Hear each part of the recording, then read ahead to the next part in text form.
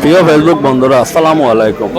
আজকে উত্তর হরিণা গণচৌকিদার পাড়া জামে মসজিদে ইফতার মাহফিলে ভাগ ভাগ করে ইফতার দেওয়া হয়েছে।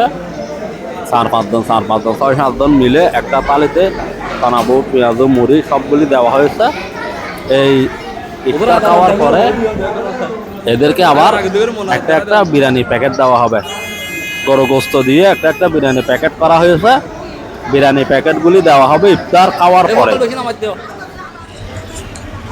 ছোট বাচ্চাদেরকে আগে ছোট ছোট প্যাকেট করে দেওয়া হয়েছে, এরপরে বড় যারা আছে এরা ইফতার করে, এদের হার একটা একটা ইফতারের প্যাকেট, বিরিয়ানির প্যাকেট দেওয়া হবে।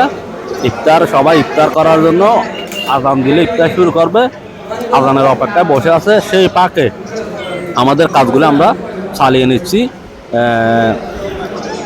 কয়েকজন মিলে বসায় রাখছি। আজান শুরু করলে ইফতার খাওয়া শুরু করবে।